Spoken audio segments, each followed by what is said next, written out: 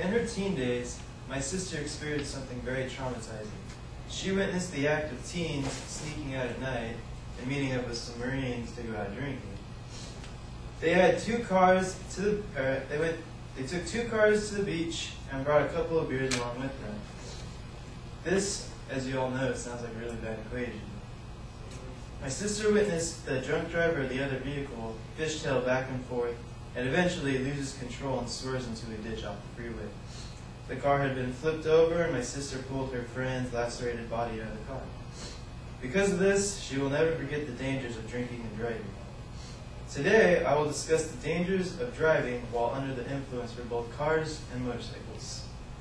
I have been extensively researching this topic for several weeks, witnessed what it causes, and have driven both cars and motorcycles. I'm sure all of you drive vehicles as we are living in the most populated area of cars.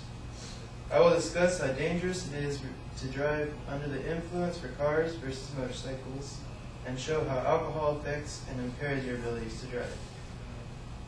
The first thing that I would like to discuss is that driving under influence is extremely dangerous for everyone. I'm sure most drunk drivers just think about themselves when they get behind the wheel, but what is not on their mind is the families and lives that they could be destroying. In a study done by the Department of Motor Vehicles, they found that California is the largest motor vehicle-related fatalities, and it makes up 40% of motor vehicle deaths each year. This is an alarmingly high number of drunk drivers. If those numbers do not bother you, well, how about this? The National Highway Traffic Safety Administration stated, driving with blood alcohol level of 0.08 or higher increases your rate of getting in the crash 8 times more than anyone who consumes no alcohol. Alcohol-related crashes kill someone every 45 minutes and injure them every 2 minutes in America, and drunk driving costs public around $114.3 billion in damages each year. This startling evidence shows we are most definitely in a war against ourselves. This reckless driving is causing so much in damage which could be spent on education or hospitals. Many do not think about the precautions they are taking when they get behind the wheel, and yet they still do it. Another big issue is when people are drunk. They tend to lose the ability to make well-thought-out decisions. For any of you out there who have had alcohol, you all have felt its moving effects, and it has on your decision-making. Things you thought were bad now seem much more effective. Many people undermine the thought of someone drinking and getting ready to ride a motorcycle. With my personal experiences as a motorcycle rider, let me tell you, it's not an easy task to be sober. Unlike most cars, motorcycles involve using both hands and feet all at the same time. This in itself requires much more concentration on both your motor skills. When you have to worry about your weight distribution and also the pure fact that you're on 2 wheels rather than 4, it's all just a bad equation if you're drinking. While I was taking my class that are required to get a license, my instructor told me a very interesting fact. He told me that all motorcycle crashes that occur, 50% of them are due to drunk driving. This statement stuck in my head because driving a motorcycle is already 25 times more dangerous. The most intriguing fact that he told us was 50% of the drunk drivers that were found fatally crashed, they were between the ages of 40 and 45, which some of you might think, oh, that's kind of strange. I mean, the older people are being irresponsible rather than the young teens. Even though I'm telling you about drunk driving, many of you do not know how alcohol actually affects us. In the DMV driving handbook, there is a huge section on how alcohol affects your body. The basic rule of thumb is it states, obviously don't drink, but after that, 3 to 4 drinks of 80 proof alcohol is considered to be very dangerous. Now what do I mean by 80 proof alcohol? Well, take about 1 shot of a 40% drink, like a tequila or a vodka, and that's considered 1 drink of an 80 proof alcohol.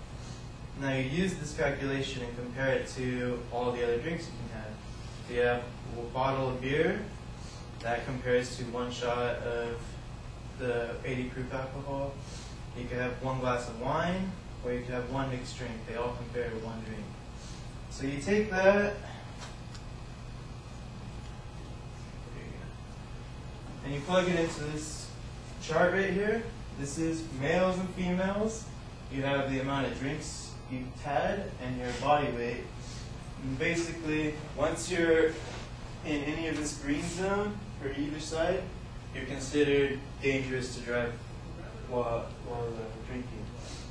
I mean, obviously, up here you're still not really supposed to be driving, but it's not as impaired compared to lower. And once you're at 3 or 4 drinks, for some people, you're already illegal, considered intoxicated while driving. Alright? And also with this, you can use the rule of thumb of, shows on the bottom is, you can subtract every 0.01% for every 40 minutes you wait for the drink to clear out of your system. This stacks up on itself if you drink multiple drinks in 1 hour, so it could take a long time if you're having a lot of drinks. Alright?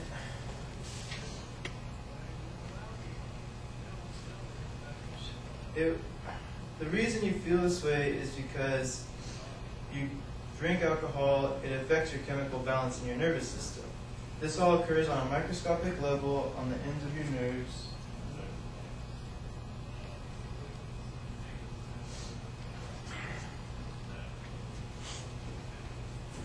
Known as the synapse. There are specific chemicals that are used to transfer signals between your synapse known as neurotransmitters. Alright, so this is the very tiny microscopic ends of your nerves known as the synapse. You have your axon, your dendrites. The axons send neurotransmitters out and receptors catch them.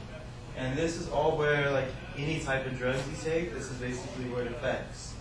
So now with alcohol, it slowly covers the transmission, so when they're coming, it's just not flowing correctly and it's slowing down your transmitters so you can't receive very good, which is why you lose your motor skills, which is why you don't feel pain very much, because your nerves are being pretty much damaged. So all different types of drugs affect this nerve balance, and all alcohols cause it to block the signals making. You have slow reaction time.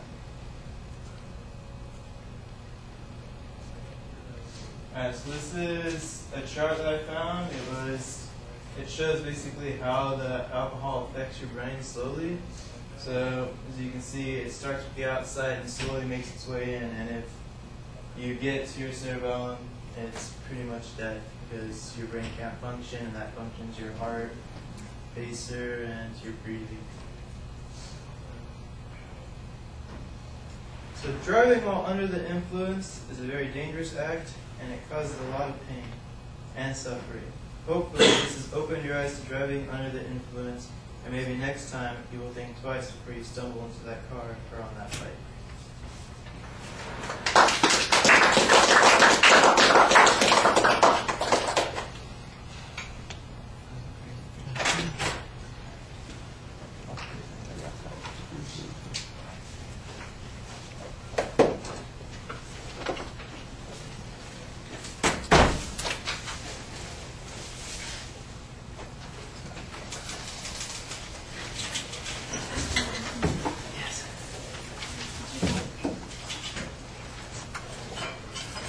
All right, Jan, what did you think? I thought the thesis was very clearly stated, and the preview was also very clearly stated. I mean, what he was going to talk about. He did a good job with the first transition into the body.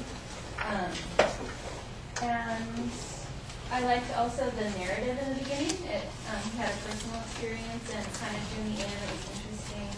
And it gave him more of a purpose for talking about his topic. The first visual aid had kind of too many words, and he didn't talk about it, and it was too much to read and listen to him at the same time. However, the second and third slide and the fourth slide I thought were really effective. He did a good job of explaining the chart, and I really liked the slide of the brain and how the alcohol affects the brain and will ultimately in Milwaukee.